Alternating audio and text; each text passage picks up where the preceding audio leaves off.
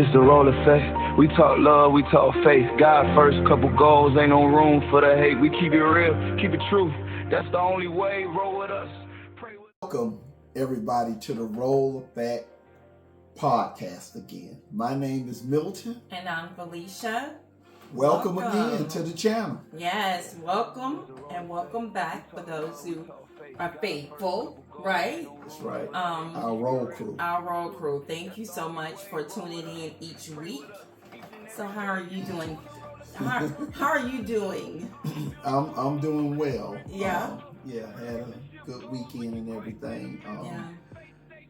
Little adventurous, so it was good. Adventurous, yes. Weather was nice. Weather was nice.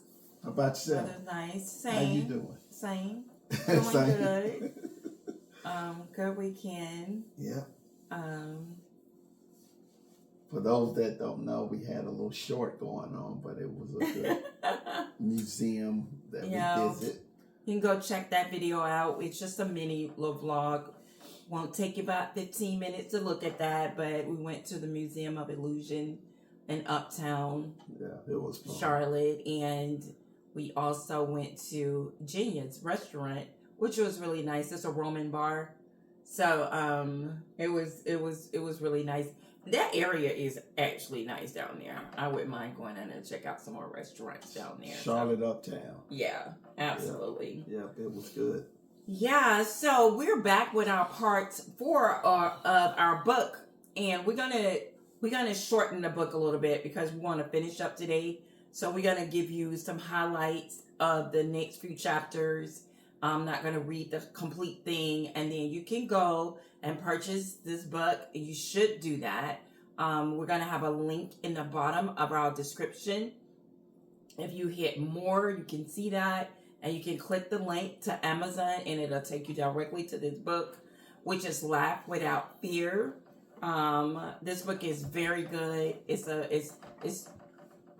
not a big book, but it's very impactful, and it's just it continuously tells you the promises of God and what the devil can't take, because this is God's promise to us. So I really think it's a good read, and I think you should go check out part 1 through 3. Check out that. It's really good.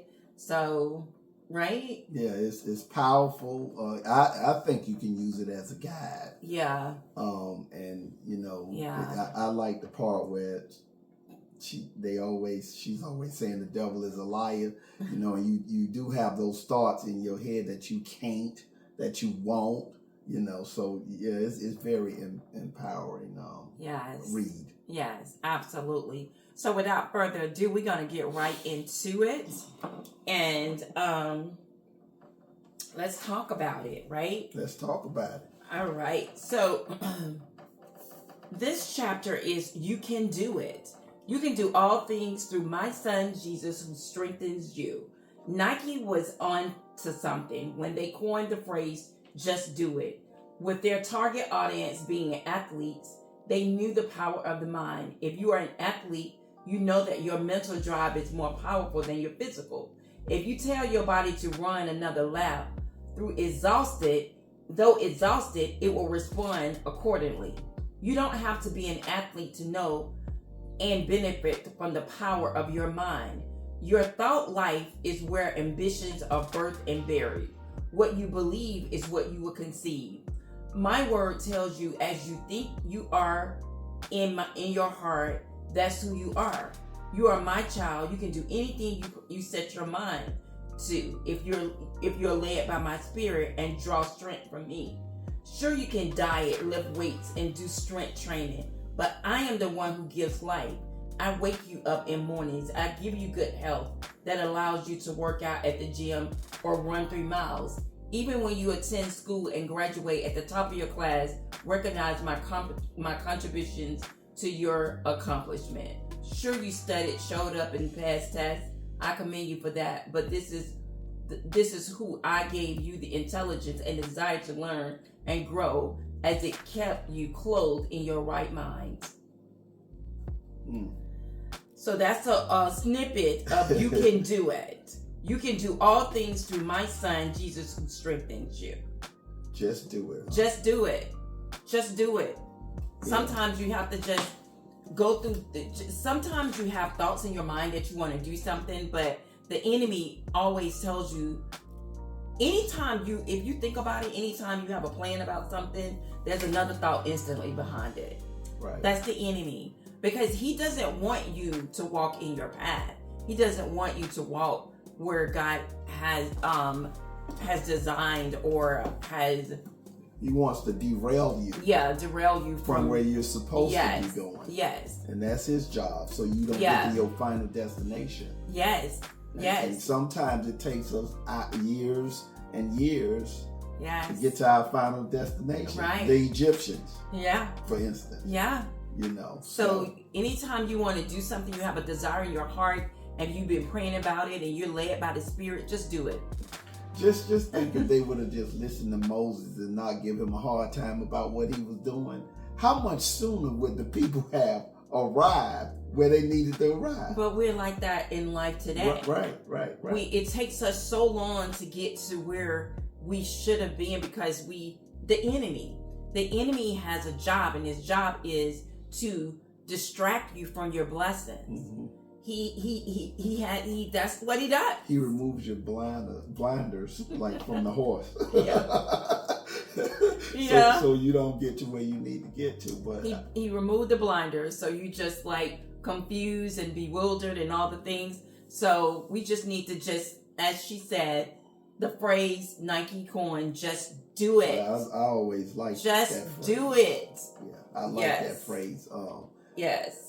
Yeah, so I like that phrase because it's really mind over matter. You have to fight those voices and spirits in your mind. Absolutely. Yeah. So.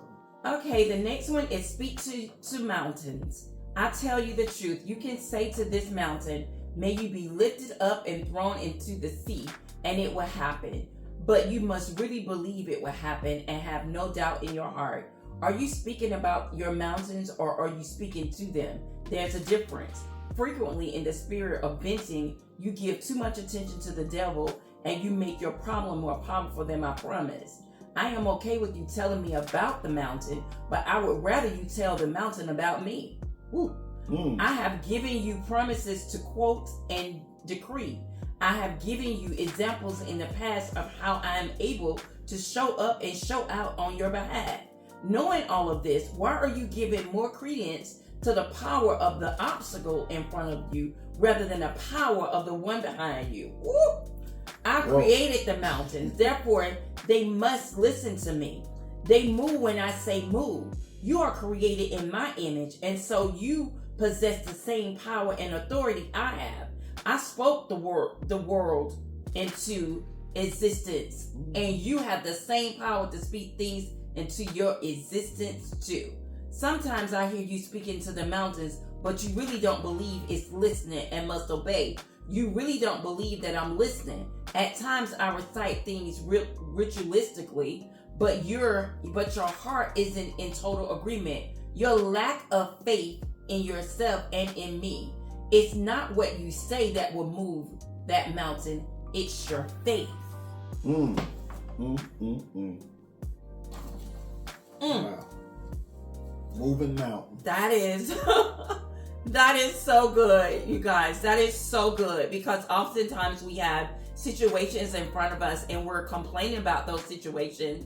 And I don't think we do it intentionally. I think it's just a habit of just complaining about something instead of in the beginning saying, the faith that I have, the Lord that I have behind me, I know that I'm able to tell this to move out the way. I'm going to just do it and move past the mountain, and I'm going to speak this into existence like he does. We have that same power. Right. We just have to exercise that muscle and have faith and believe in it, not just say it. We have to have faith to believe that it regardless of, sometimes this is not to say that you're not nervous or a little leery about going through the difficult times, but knowing that God, he's saying, the past, I brought you through it. Mm-hmm. So if I brought you through that, don't you think I'll bring you through this?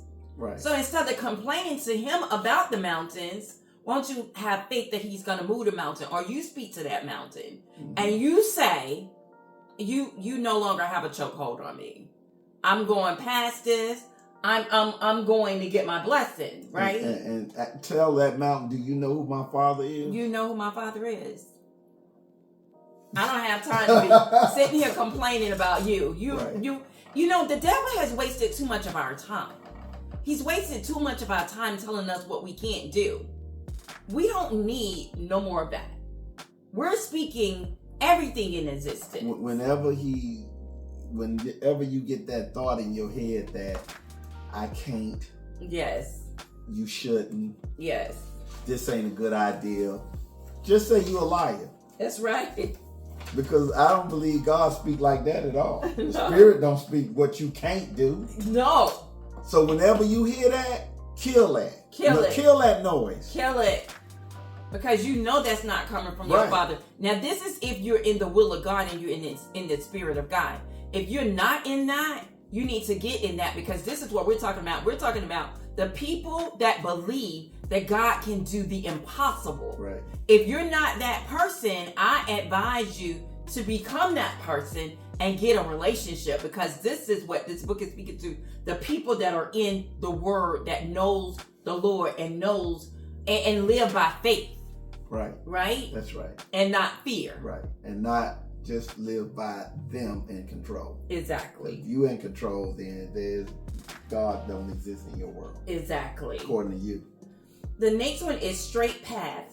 Trust in me with all your heart, and lean not on to your own understanding. In all your ways submit to me, and I will make your path straight. Your path is greatly affected by who or what you place your trust in. Too often you trust in the wrong things. You take advice from the wrong people. As a result, your path become confusing and rocky. When you trust in anyone more than me, you become susceptible to opinions, judgments, and even selfish motives of others. When you lean on your own understanding, you make decisions from a limited perspective. You can only see what's in front of you. I see from the beginning to the end. Trusting in yourself is dangerous, because your logic can be influenced by desires, hurts, disappointments, and selfish ambition. Let's face it, there are some things you want right now and you don't want to wait. True. That's true. That is so true. That is so true. And I agree with that part. Trusted in yourself. I'm sure we've all made decisions on our own and find out we should have probably had a great counsel. We should have consulted. Yes. In the Almighty, so that you can have the right decision making. And how many times we done made decisions and failed. Yes. And then after the fact, we want to pray about it. Yes. Because we come up with this idea of what we want, and then we try to make it happen without hearing from God. And again, if you're not in the Spirit and if you don't have a relationship with the Lord, you're not going to hear from Him. Everything you get is from the enemy at that point. So if we have a relationship with God and we're praying about something, we have to trust the process, and we have to wait until we hear what he's telling us to do. Often we try to move before He does, and we mess it up. We just mess it up because we're too emotionally driven. So we mess everything up because we start being in our mind, thinking about things, well, I should do this, or I might have to do this, or I have to do this. And no, you need to wait so that He will give you what He wants and the people that He wants in your life to make the move that you need to make, because He'll put the people in place. You just need to wait and be patient. Yeah, that's part of the system of getting you what you need. Yeah. But yeah, we're instant people. We want it right. We're right now people. Microwave. Yeah. We want that microwave fix, and we need to learn how to wait on God to direct our path. Man, he'll do it. I know he'll do it. Yeah. He done did it for me so many times that I'm like, I thank God that I waited for this, but there have been times where I didn't wait and messed everything up. Right. Then you go back and try to do a reset. Yep. Because you know you messed up. But you messed up. I think the important part with that kind of thing is to learn from your mistakes. Yes. And I know a lot of people say, well, I ain't got no patience at all, but you need patience. You need patience. Because you may go way too quick than you're Yes. supposed to. Yes. And you might miss something. Yes. So, Because God's timing is perfect. We want things right now, and that's just, we need to be patient in it, because some things, if God gave us what we want, we wouldn't even need him. We wouldn't need him, because we just get what we want all the time. What would be the purpose? well, that's why you always got to acknowledge him when you were talking about you may be able to lift weights and be strong. Yeah. You may be able to do this, but he gave you the ability to do it. Yes. To be a thinker. He's our Father. He cannot give us everything we want when we want it. For what? So you can have a big head? Right. And thank you, God? And high and mighty. You Right. can't be that way. You gotta have some rain in your life to appreciate the sun. I said this before. If you don't have hard times, what are you appreciating? So if you don't have to wait for something, and I mean wait and have faith that you know it's gonna come, that's what this book is about. Faith. Having faith that even though I don't see it, I know that it's happening. The world that we're living in is so bad right now, but even though we see with our physical eyes what is going on, I know God is working. I know that he is. I know that he's going to move every mountain that he needs to move for whatever is going on in our life. So that's why I don't talk politics and I don't talk all the things, because I know God is bigger than all of this stuff. All of it. And we're going to be okay. We are. He's proven that. And you need to remind him and you. Right. Who's in charge. He's in charge. I don't care who you think in charge. Right. I know who's in charge. That's it. Okay. That's all he wanted to That's right. Yeah. I've got plans for you. But I know the plans I have for you, they are plans for good and not for disasters, to give you a future and a hope. Many use this scripture to encourage about the plans I have for them, but I want you to take it a little deeper. Notice that I know the plans I have for you. I have more than one plan. Oftentimes, people get caught up in feeling like they've missed me when operating in disobedience or not seeking me for clarity. However, I want you to understand that you can't miss me. I have plans for your plans. I don't have just one plan. So if you miss it or delay it, you are not out of luck.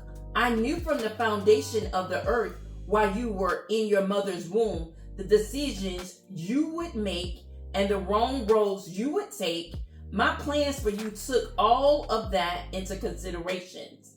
When I wrote the book about your life, it was filled with the plans that included victories, trials, joy and sorrow, sickness and healing, the lack and plenty. I left out nothing. I left out nothing. So my question would be, why not totally depend on the master that created you from beginning to end and know your plans before you even know them? Well, and I also think what this is saying is that he have multiple plans for us, right? Mm-hmm. And regardless of whatever it is, our lives has already been mapped out. He already know the pain, the sorrow, the joy, the obstacles, the sickness, he already knows everything. He knows everything about our lives, right? It takes us a little longer sometimes to get to those things because we're disobedient. We Egypt-minded. Yeah, we Egypt-minded. And so it takes us a little longer, but we eventually get there because he knows everything about our lives. Right. So sometimes we have plans, but then it's like, why are you planning? Because I know the plans that I have for your life. Right. He knows the plans that he has for our lives. That means, why are you making plans? Because I have the plans. Well, that's why you got to ask for guidance. That's right.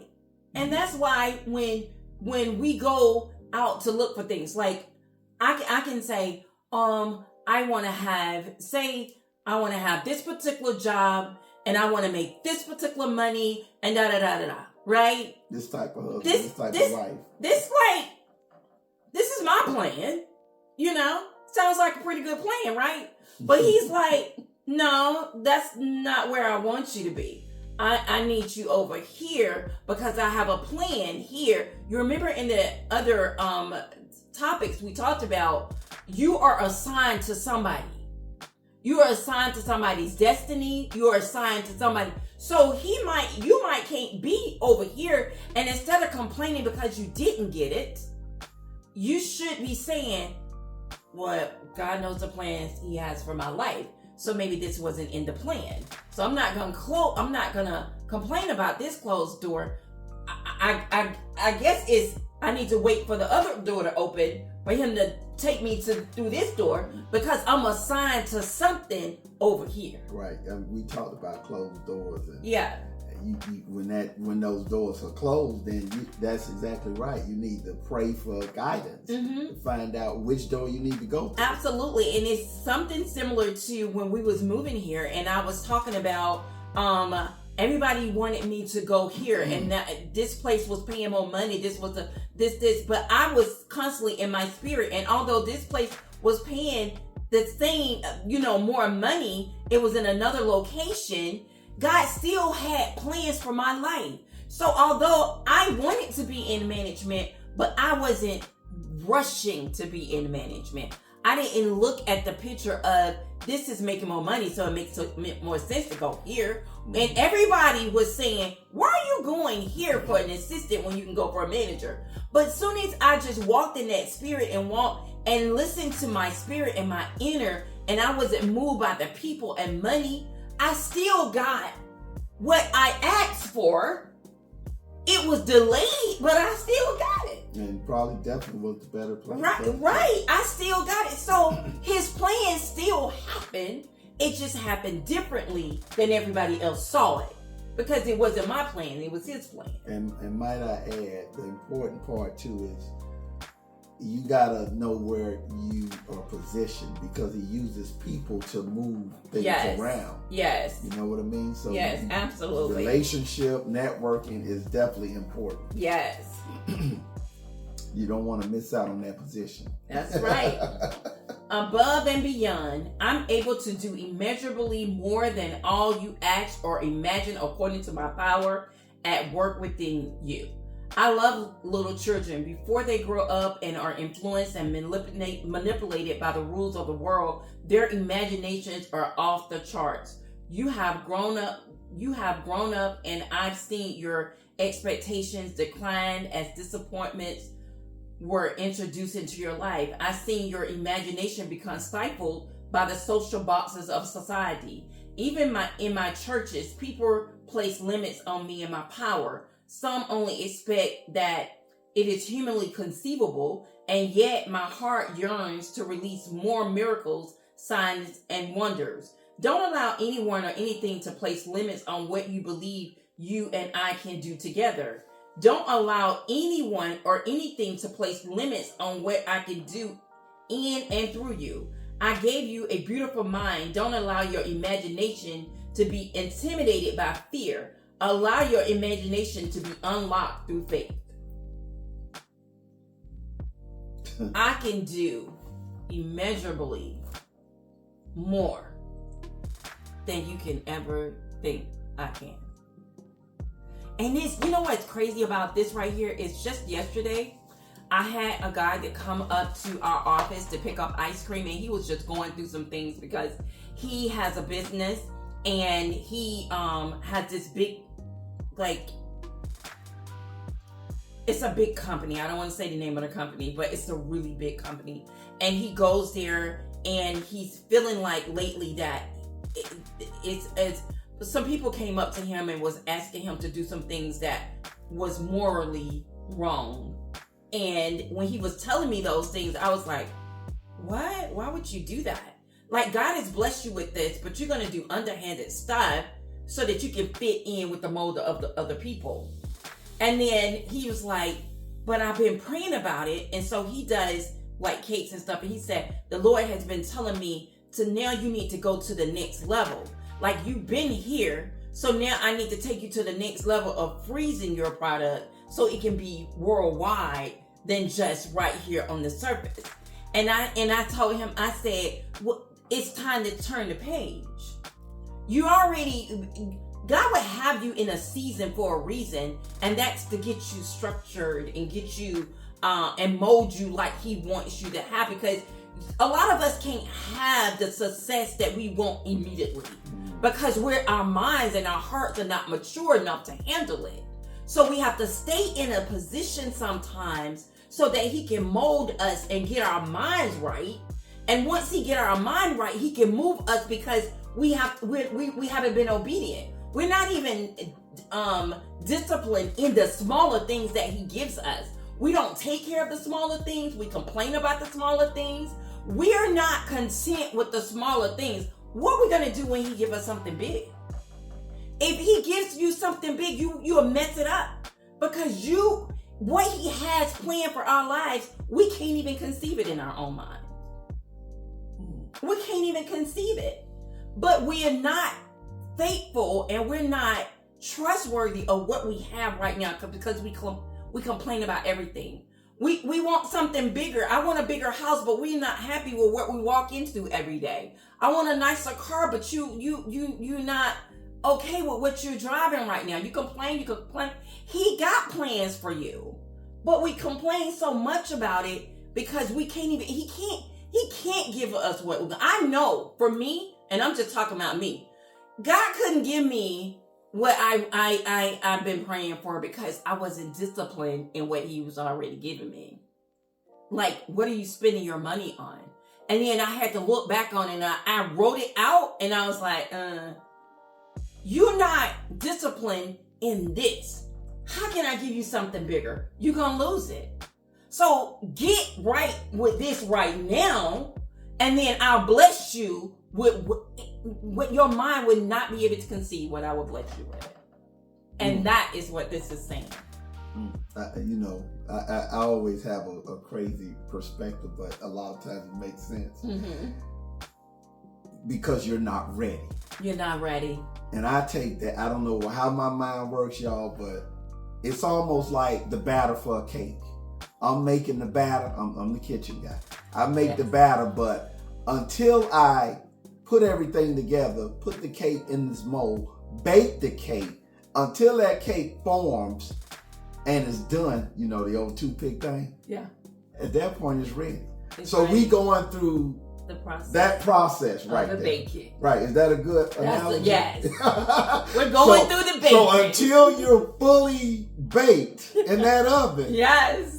You know how it's just the batter, then all of a sudden it transforms? Yes. That's how you transform internally. That's right. And when you're ready, you're ready. When you're ready, you're ready. And it's time to turn the page he'll turn the page for you. But you got to be ready. He'll put people in front of you. But I know I'm not ready. I knew I wasn't ready for certain things. Now my mind has changed a lot because there's growth and I'm becoming a different person in him. So now I can handle certain things because I know what to do with it. But I wasn't ready to get what I was asking for. We wasn't baked. We wasn't baked. We were still in the mix, okay? Still in the mix. That cake was still too soft. Yes. Your honor makes it well. Honor your mother and father is the first commandment that has a promise attached to it. Namely, so you will live well and have a long life. I was intentional when I gave this commandment and attached a promise to it. I take children and parental relationship seriously. As a father, I take my relationship with you seriously. I can hear what you're saying already. My mom or dad doesn't live a life that is worthy of honor. They were never there for me. Why should I honor them? And that's a great question. Regardless of how you came into this world, I allowed you to be born into a family to be a light. I chose you to display my character. I chose you to be the recipient of my love to share with others who don't know me. There are times when you will have to love family members from a distance because being around them on a regular basis can hinder your relationship with me. There are times when you will have to set healthy relationship and boundaries with family members to avoid being taken advantage of, used, or abused. As long as you allow me to be your true daddy, we can do this together. I can help you to honor your earthly mom and dad even when you think they don't deserve it. Woo! Wow. Even when you don't think they deserve it.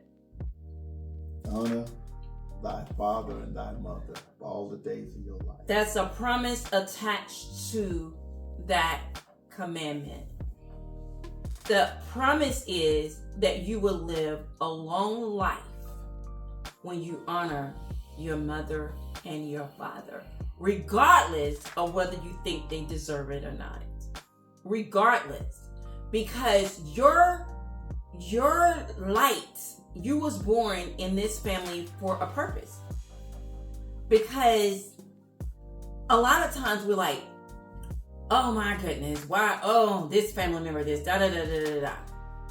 And it's specifically saying you don't have to. You can love your family, and you can love some from a distance. Some you need to love from a distance because some you just, because I know for me, I don't want to become another person. I don't want to go back to that person because you're in my presence. I have to go back to that, and I don't want to go back to that. But I'm gonna love you, and I'm gonna honor you. And if you need me, I'm gonna out answer the phone, right? And we can have conversation, right? Right. But as your mother and your father, it's not a mistake who you was born with.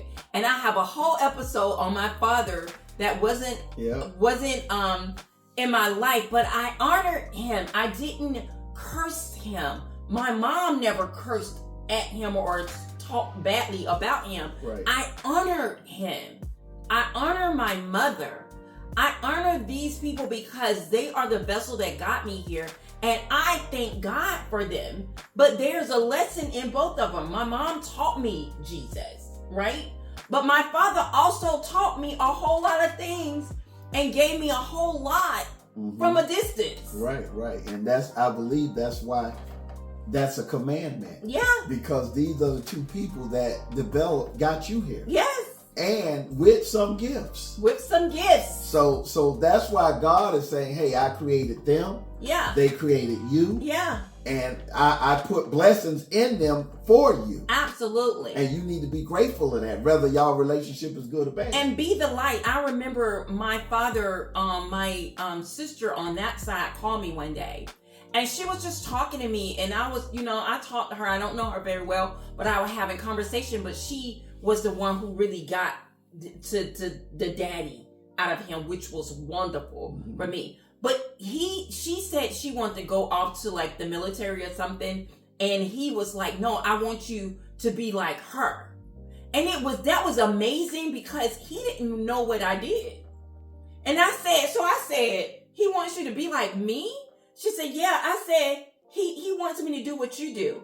I said, "Ask him what I do."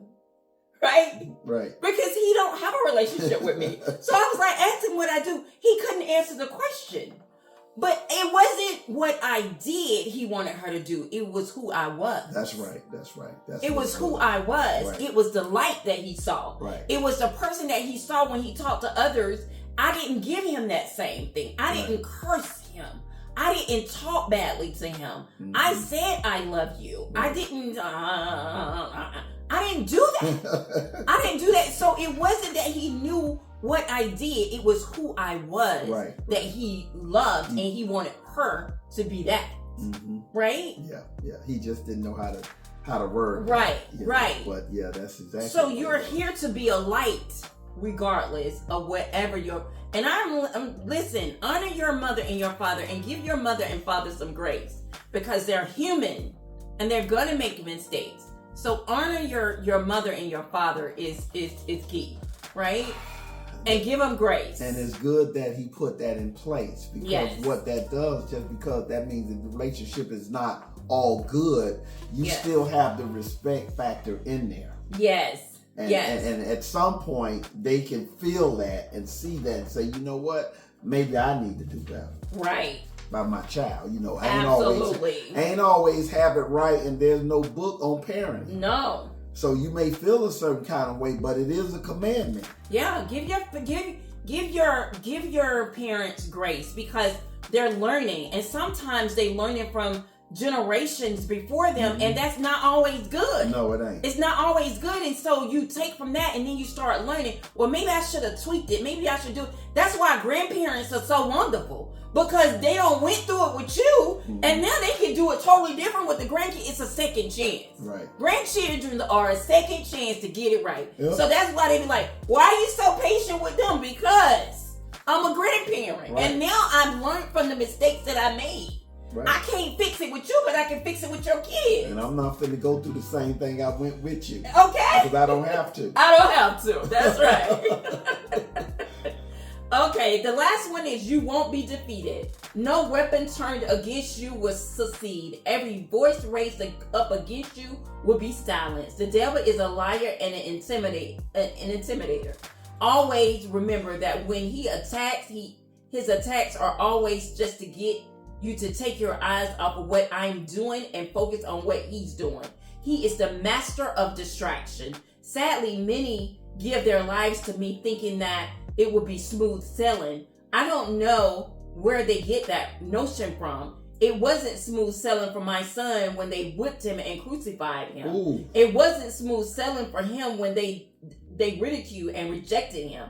So why should you expect smooth sailing? At minimum, you can expect to be ridiculed, talked about, made fun of, rejected, and even hated. He wasn't hated because of the miracles he performed. Everyone loves to be healed, delivered, and set free. People hated him because of whose he was. He was me with skin on. He was my son. He represented a powerful kingdom, and so do you. Ooh. Wow. No weapons. Why do you think it's going to be a smooth sailing for you when it wasn't smooth sailing for Jesus? They should preach and teach more of that. Because I think when people think that when they get saved or they believe that all of a sudden they're going to be totally set apart and have no worries, no concerns, no issues, no obstacles. And that's really when it starts. Right. And I think they need to put that out there. Just be aware that things are going to start to happen. Yeah. But you need to fight a good fight. And the thing that is so crazy, because I used to be like this, and I used to be like, why does it look like other people are winning who's in the world? And we're trying to walk the walk and be what the Lord wants us to be, and it seems like we're suffering. But it's not. They look like they're winning in the world. But here is not our home. It's temporary. Everything you see is temporary. We're living for a much higher purpose. So we don't need to get distracted by what he wants us to get distracted about, all the things that we see in the world. We get distracted by money, things, all the stuff. I said with this podcast, I was telling the guy yesterday when we was talking, I said, with this podcast, we wanted to shed light, and we wanted to be just a little portion of the internet that talked about the goodness of God and bring you topics to help. And it's not popular. It's not popular. Mm-hmm. I did a perfume video, and that video is the most popular video on our channel. It has the most views on our channel because God is not popular to people. Right. Because when they hear it, it makes them look at themselves. Mm-hmm. And a lot of people don't want to look at themselves because that means you need to fix it. The man in the mirror. Yeah, you need to fix it. And so it's not popular. Right. People will start looking at the video, the analytics that I look at, they'll start looking at it and cut it off. They don't share it. some come in. Y'all have faithful few that come in. My son, my mom, right. and a couple of my coworkers or whatever. Right. But we don't have that support that way, and it's okay. So I told him, if one or two is uplifted and we can move somebody, right, then I'm okay with that. That's right. I'm okay with that because I know it's not popular. Mm-hmm. It's not popular to be home, looking at the pictures that we looked at for people, because they want me in the streets running it with my red Solo cup and doing all the things. That's not what I'm gonna do. But there's plenty of that out there. It's plenty of that out there. So we just chose the different platforms. We chose differently. It's a road that is less traveled because it takes discipline to travel this road. It's painful to travel this road. It is.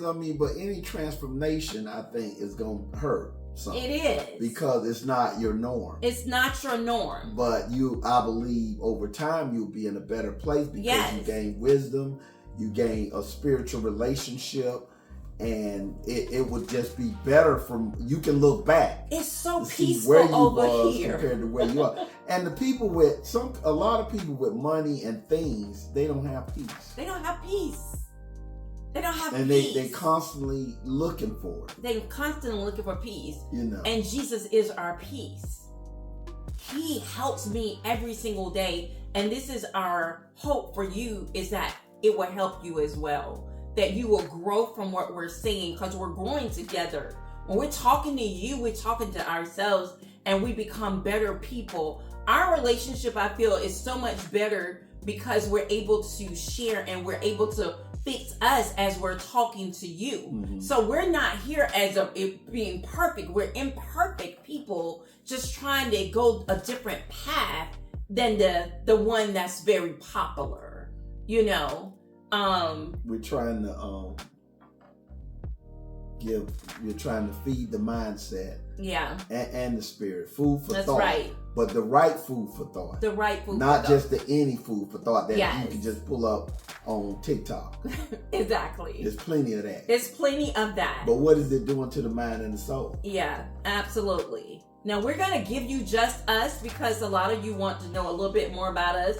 So we want to take you on the date nights and we don't want to take you on the games and all the things. But we're going to do this, and we're hoping that you would share this video and others to just help somebody else get to where they need to get to. Because a lot of people, again, are so damaged they don't think they can come to Jesus. Mm-hmm. But he will take you just as you are.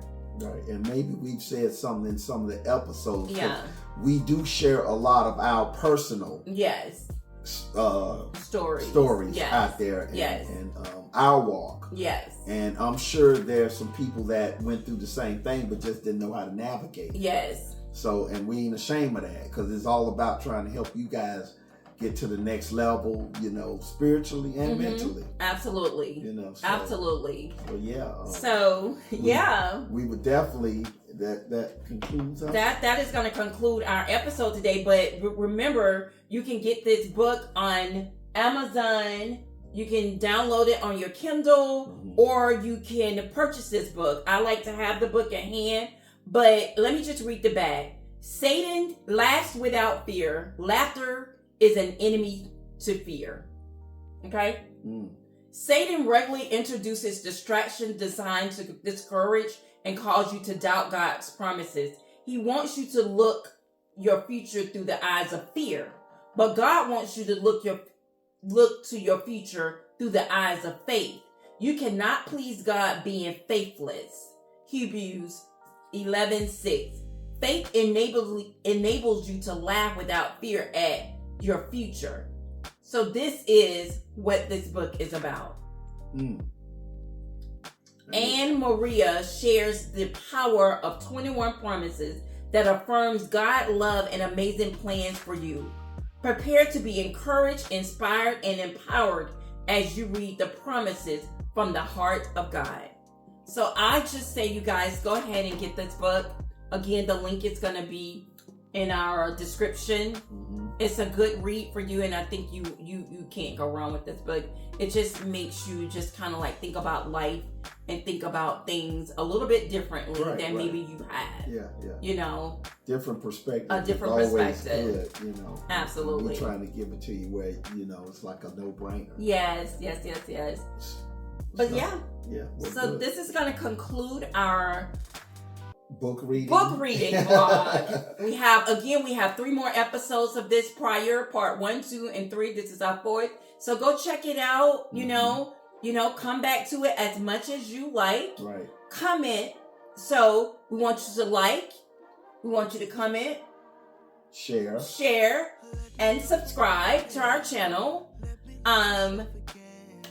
Yeah, and that's gonna be it. You have anything else for the people? That'll be it.